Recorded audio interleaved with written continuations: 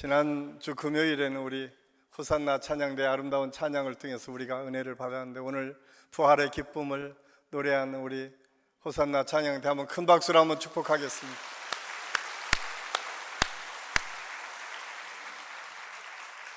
예수님께서 우리의 죄를 짊어지시고 죽으셨습니다. 그리고 부활하셨습니다. 우리에게 중요한 것은 우리 모두가 죽는다는 사실입니다. 영원히 변하지 않는 진리로 모든 사람이 죽었습니다. 그것이 자연의 이치고 섭리였습니다. 그런데 성경은 우리의 인생을 죽음으로 끝난다고 말씀하지 않습니다. 그것을 보여주시고 몸소 우리의 삶에서 그것을 이루어 주신 분이 예수 그리스도이십니다. 온 인류를 위해서 십자가에 못 박혀 죽으시고 모든 사람이 그것으로 끝났다고 생각했지만, 하나님께서는 그를 살리심으로 다시 우리의 인생이 죽음을 향해서 가는 인생이 아니라 영원한 하나님의 나라를 바라보고 그 생명의 축복을 누리며 사는 믿음의 사람으로 살 수 있도록 우리를 축복하시고 인도해 주셨음을 우리가 이 부활절에 다시 한번 깨닫게 됩니다. 그렇기 때문에 이 부활절은 단순히 하나의 절기가 아닙니다. 교회력에 나오는 부활의 기쁨과 은혜를 누리는 날로만 끝나서는 안 됩니다. 온 인류 역사 속에서 새로운 하나님의 출발을 우리에게 증거해 주신 날이요, 하나님의 나라가 있음을 아주 분명하게 말씀해 주시고, 이 세상에 우리가 세상의 가치에 짓눌리고 묶여 사는 인생이 아니라 영원한 하나님 나라의 가치를 통해서 우리의 삶이 새롭게 펼쳐지는 것을 증거한 날이 이 부활절입니다. 저는 이 부활의 기쁨과 은혜가 우리 안식의 모든 성도들의 삶을 주장하고 이끌므로 인해서 우리가 사망에 묶여 사는 인생이 아니라 영원한 삶의 가치, 영원한 생명의 가치가 우리 안에 있음을 깨닫고 우리가 가는 곳곳마다 하나님의 능력의 역사, 승리의 역사를 경험하는 축복의 역사가 있기를 간절히 소원합니다. 그러나 우리는 이 세상의 현실 앞에 놓여 있을 때마다 늘 우리의 부족함을 느끼게 됩니다. 예배를 드리면서도 우리의 삶은 잘 변하지 않습니다. 부활을 선포하면서도 그 깊은 진리의 뜻을 제대로 우리의 삶의 실천에 옮기지 못할 때가 참 많이 있는 것을 발견하게 됩니다. 그러면서 우리는 이 세상에 끊임없는 과시와 비교, 인간관계 속에서 이기적인 계산, 진리보다는 효율과 자기 유익 속에 빠져 사는 이 세상에 묶여 살 때가, 그 지배 속에 살 때가 더 많이 있다는 사실을 우리가 부정하기 어렵습니다. 그럼에도 불구하고 이 부활절에 우리는 질문할 수 있어야 됩니다. 부활은 지금 내게 어떤 의미가 있는가? 예수 그리스도의 부활이 지금 이 시대에 우리에게 주는 의미는 무엇인가? 라고 하는 것을 물을 수 있어야 됩니다. 그리고 부활은 나의 삶 속에 어떤 방식으로 실천으로 옮겨질 수 있는가를 물을 수 있어야 됩니다. 왜냐하면 오늘 예수님께서 비유의 말씀을 통해서 이 부활이 어떻게 우리 삶 속에 이루어지는지를 말씀해 주셨기 때문에 그렇습니다. 오늘 저는 말씀의 제목을 미랄 속에 감추어진 부활의 의미라고 정했습니다. 예수님께서 가장 잘 증거하셨던 성경의 비유들을 보면 무엇입니까? 바로 이 세상의 자연의 섭리를 통해서 우리에게 말씀해 주셨어요. 너희가 이 세상에 미랄이 어떻게 썩고 태어나는지를 보면서 왜 이 세상의 이치를 알지 못하느냐고 우리에게 묻고 계신 것입니다. 많은 사람들이 예수님께서 십자가를 지시고 예수님께서 기적과 이사를 일으킨다는 사실을 알았을 때는 희망했어요. 예수님께서 우리의 이 묶여있는 삶, 로마의 제국 속에 묶여있는 우리 삶을 바꿔주실 것 같다는 기대가 있었습니다. 그래서 그들은 해방자 예수를 기다하며 호산나를 외치며 그분을 영접했습니다. 그런데 예수님은 전혀 다르게 반응하셨습니다. 예수님은 묵묵히 십자가의 길을 걸어가셨고 그 고난의 길을 감내하셨습니다. 이것이 예수님의 방식이고 예수님이 세상을 바꿔가는 방법임을 오늘 성경을 통해서 우리에게 말씀해주고 있습니다. 그러면서 오늘 비유의 말씀을 통해서 말씀합니다. 너희가 부활을 꿈꾸고 있느냐? 너희가 부활의 역사를 기대하고 소망하고 있느냐? 미랄에서 배워라 라고 말씀합니다. 미랄의 비유를 통해서 우리에게 배우라고 말씀하고 있습니다. 미랄의 비유는 무엇입니까? 오늘 24절 말씀해 보면 이렇게 말씀하고 있습니다. 우리 24절 말씀 우리 같이 한번 읽겠습니다. 내가 진실로 진실로 너에게 이르노니 한 알의 밀이 땅에 떨어져 죽지 아니하면 한 알 그대로 있고 죽으면 많은 열매를 맺느니라. 아멘. 여러분, 밀알은 떨어져 죽어야만 열매를 맺는다. 떨어져 썩어야만 열매를 맺는다. 그런데 더 중요한 것은 그 밀알 속에 생명이 있다는 것입니다. 사실 생명이 없는 밀알은 썩어도 생명을 움틀 수가 없습니다. 그런데 놀랍게도 생명을 품고 있지 않으면 썩지도 않는데요. 중요한 것은 생명을 품고 있을 때에 썩어질 수 있고 떨어질 수 있고 낮아질 수 있다는 사실을 오늘 성경을 통해서 우리에게 말씀해 주고 있습니다. 특별히 예수님께서 이 밀알의 비유를 통해서 우리에게 주시는 메시지, 그 핵심은 무엇입니까? 우리 안에 생명이 있느냐라고 먼저 질문합니다. 밀알 속에 생명이 있을 때 떨어지면 그 생명이 많은 열매를 맺지만 생명이 없을 때는 그냥 사라져버린다는 사실을 우리에게 말씀하시면서 너희 안에 이 생명이 있느냐라고 오늘 질문하고 계십니다. 이 부활절에 우리 모두가 우리 스스로에게 질문할 수 있어야 됩니다. 나는 내 안에 생명을 품고 있는가? 성경은 요한복음 14장 6절을 통해서 우리에게 말씀합니다. 내가 곧 길이요 진리요 생명이니, 우리 주님이 생명이라고 말씀하고 있습니다.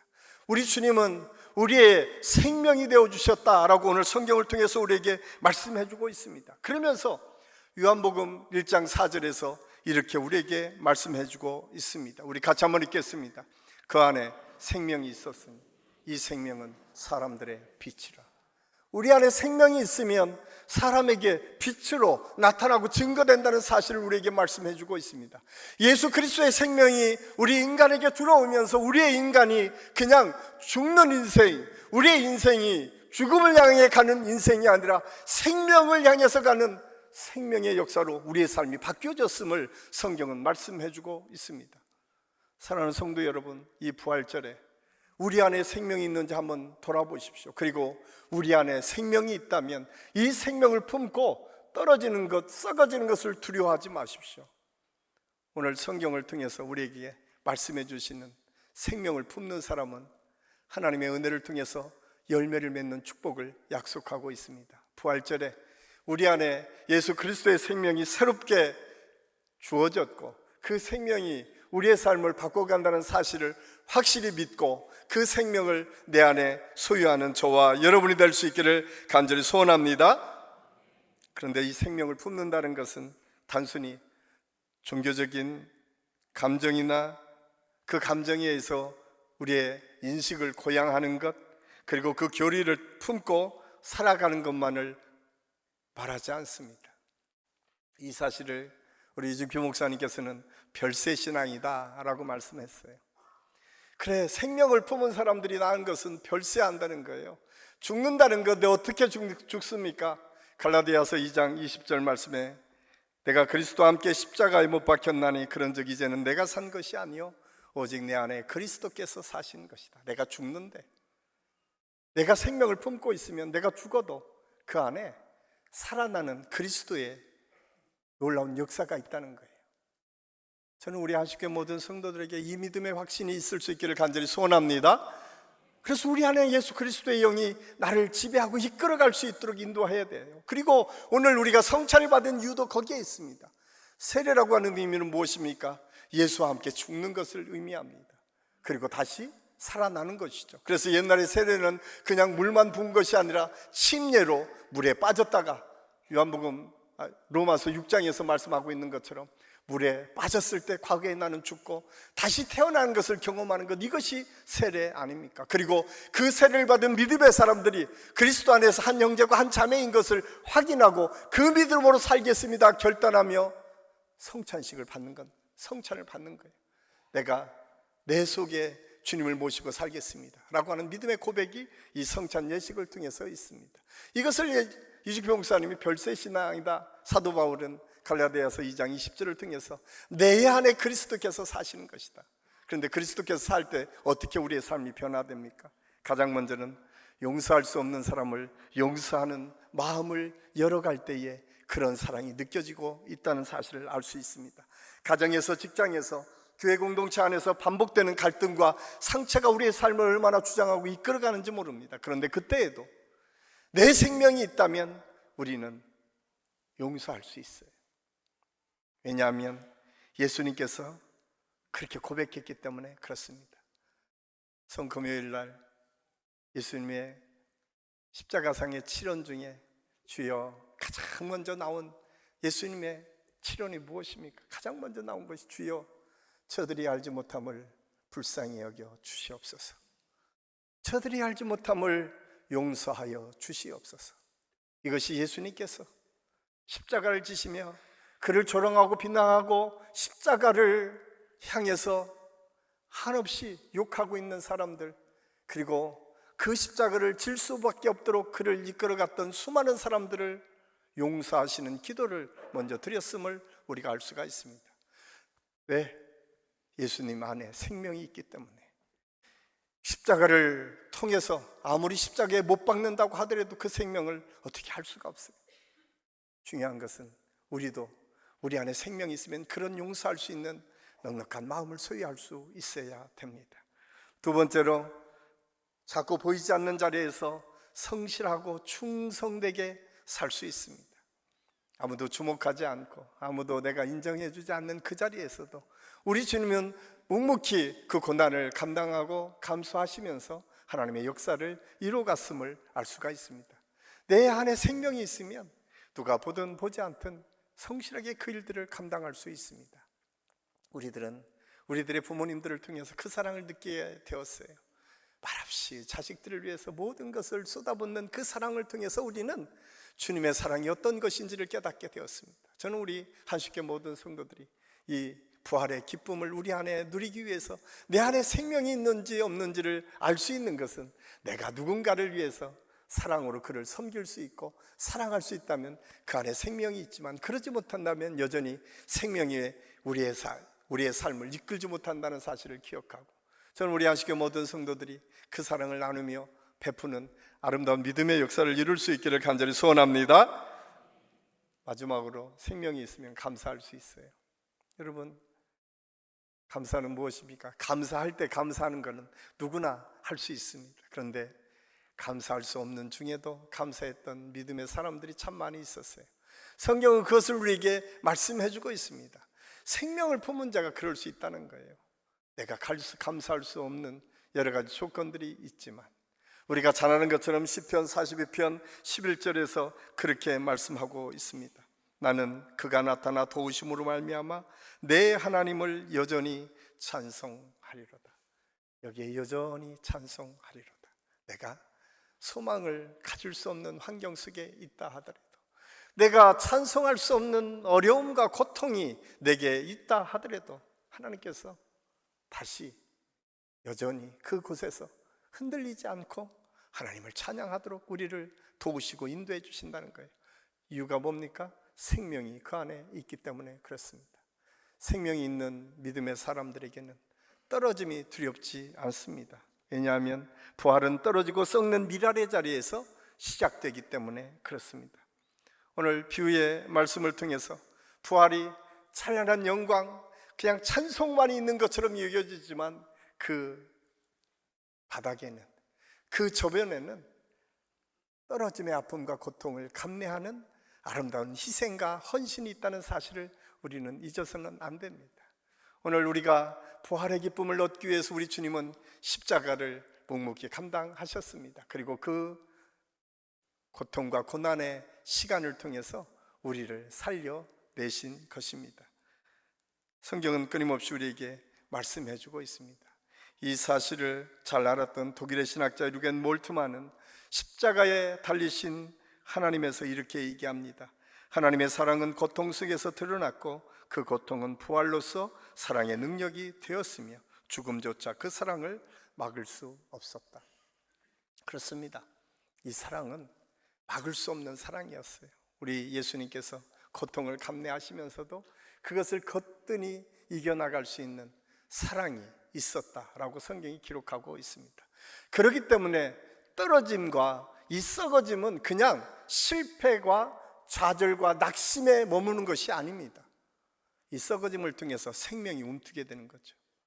여러분, 이 아름다운 마무리, 아름다운 처연을 이루는 것을 우리는 다 봄이 됐구나 라고 하고 이해를 하겠지만, 예수님께서는 그걸 비유를 통해서 말씀하고 있어요. 야, 그 속에는 썩어짐이 있어.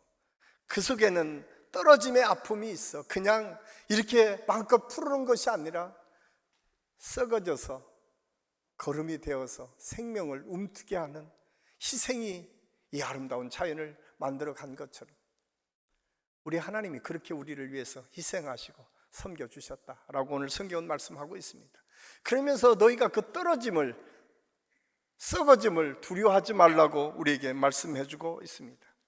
이것을 우리 이중표 목사님은 별세신앙에서 우리를 비우는 것이다 라고 얘기합니다. 자기를 완전히 비우는 사람만이 하나님으로 가득하게 채워질 수 있다라고 말씀하고 있어요. 그렇습니다. 내가 비워지지 않으면 하나님으로 채워질 수 없습니다. 저는 우리 안식교 모든 성도들이, 여러분, 내가 비워야 될 것이 무엇인가 한번 생각해 보십시오. 여러분의 삶에 아직까지도 내 욕망이, 내 생각이 나를 주장하고 이끌고 있습니까? 수많은 계획들이 나를 중심으로서 지금 세워졌습니까? 그렇다면 이제 그것을 비워야 됩니다. 그리고 하나님의 은혜로 채워야 됩니다. 그것이 오늘 한신교회를 통해서 이루실 하나님의 역사가 저와 여러분을 통해서 기대하고 소망하는 믿음의 사람들의 모습임을 오늘 성경은 우리에게 말씀해 주고 있습니다. 저는 이 부활의 아침에 이 모든 성도들이 이 비움의 역사, 그리고 다시 예수님의 사랑과 은혜로 채워짐의 역사를 경험하는 우리 모두가 될 수 있기를 예수님의 이름으로 간절히 축원합니다. 그러면서 마지막으로 오늘 말씀해 보면 하나님의 은혜를 통해서 이 모든 것이 하나님의 음성을 통해서 들려질 때 보다 분명하게, 확실하게, 실제적으로 우리 삶에 이루어질 수 있다는 사실을 우리에게 말씀해 주고 있습니다. 그래서 부활은 하나님의 음성을 듣는 자들에게 실제하는 삶으로 나타납니다. 사실 이렇게 말은 하지만 고난이 어디 쉽습니까? 떨어짐이 어디 쉽습니까? 썩어진다는 것이, 없어진다는 것이 어디 쉽습니까? 그렇지 않습니다. 오늘 예수님께서 그 고난의 아픔과 고통을 누구보다도 잘 아셨습니다. 그래서 예수님께서 오늘 말씀을 통해서 그렇게 말씀합니다. 27절 말씀입니다. 우리 27절 말씀 우리 같이 한번 읽겠습니다. 지금 내 마음이 괴로우니 무슨 말을 하리요? 아버지여, 나를 구원하여 이 때를 면하게 하옵소서. 그러나 내가 이를 위하여 이 때에 왔노라. 하나님께서 예수님을 이 땅의 고난의 아픔과 고통을 주셨을 때 얼마나 고통스러웠으면 이 잔을 내게서 옮겨달라고 기도하셨겠습니까? 그런데 이때는 믿음의 사람들을 통해서 이루어질 것이다 라고 말씀하시면, 그러면서 우리가 이렇게 예수님께서 말씀하고 있습니다. 30절 말씀 우리 같이 한번 읽겠습니다. 예수께 대답하여 이르시되 이 소리가 난 것은 나를 위한 것이 아니요 너희를 위한 것이니라. 하나님의 음성이 들린 것은 너희만을 위해서 그런 게 아니라 너희 이후에 믿음을 가진 모든 사람들에게 그 음성이 들려질 것이다 라고 말씀하고 있어요. 2000년 전에 골고다에서 들려진 하나님의 음성은 예수님께만 음성이 들려진 것이 아니라 오늘 여전히 떨어짐을 두려워하고 썩어짐에 아파하고 힘들어하는 우리를 향해서도 말씀합니다. 이것은 너희만을 위한 것이 아니라 너희 이후에 하나님의 영광의 역사가 나타날 그 모든 순간순간들을 위한 하나님의 말씀이고 선포라는 사실을 우리에게 가르쳐주고 있습니다. 그렇기 때문에 이 말씀이 들려질 때 우리는 하나님의 은혜를 통해서 그 믿음으로 나아갈 수 있습니다. 이 사실을 가장 잘 보여준 사람이 누굽니까? 바로 스데반 집사님 아닙니까? 스데반 집사님이 하나님의 은혜를 통해서 주님의 뜨거움을 깨닫고 보니까 주님의 복음을 증거하며 나아갈 때 수많은 사람이 그를 돌을 던져 죽이게 됩니다. 그 현장에 그는 주여 저들의 죄를 용서해달라고 그리고 하나님의 우편에 그를 부르시는 하나님의 음성을 듣게 됩니다. 그런데 놀랍게도 성경의 역사는 그 희생이 그냥 끝난 것이 아니라 위대한 하나님의 사람 사도 바울이라고 하는 믿음의 사람을 새롭게 태어나는 그 현장이었다는 사실을 우리에게 말씀해 주고 있습니다. 모든 사람이 스데반 집사람이 죽음으로 끝났다고 생각했는데 하나님께서는 그 현장에서 하나님의 사랑이 무엇인지 보고 느끼고 체험하도록 사울이라고 하는 청년의 마음을 바꾸고 그가 다메섹에서 예수 그리스도를 만나고 그 삶이 바뀌어지는 것을 통해서 기독교 역사상 새로운 교회 시대를 이끌어가는 지도자로 사도 바울을 세우고 그를 통해서 하나님의 역사를 이루셨음을 기독교 역사는 우리에게 말씀해 주고 있습니다. 사랑하는 한식교회 성도 여러분, 이 부활절에 여러분이 썩어져야 될 자리는 어디입니까? 여러분이 떨어져야 될 자리는 어디입니까? 한번 곰곰이 생각해 보십시오. 그런데 그 떨어짐이 썩어짐이 끝이 아닙니다. 하나님께서는 그것을 통해서 새 생명을 움트게 하시고 오늘 24절은 많은 열매를 맺게 하실 것이다 약속하고 있습니다. 부활은 그렇습니다. 부활은 썩어짐을 통해서 많은 열매를 맺는 하나님의 축복이 있는 날입니다. 저는 우리 안식교 모든 성도들의 가정과 삶 속에서 이 부활의 기쁨과 은혜가 여러분의 삶을 이끌어가도록 인도하시는 하나님의 은혜를 우리가 먼저 기억하고, 주님, 내가 그 예수 그리스도의 생명을 내 안에 품고 살겠습니다. 그 은혜를 통해서 떨어짐과 썩어짐을 두려워하지 않고 그 믿음으로 나아가겠습니다. 그리고 마침내 많은 열매를 통해서 하나님의 영광을 드러내는 그 자리까지 나를 사용하여 주시옵소서. 이 믿음의 고백이 저와 여러분의 고백이 되어서 우리 한식교회를 통해서 이 나라 이 민족을 또 여러분의 가정과 삶을 바꿔가는 하나님의 은혜와 축복이 계속 이어질 수 있기를 예수님의 이름으로 간절히 축원합니다. 기도하겠습니다. 아버지 하나님, 은혜를 감사합니다. 오늘 말씀을 통해서 우리가 은혜 받습니다.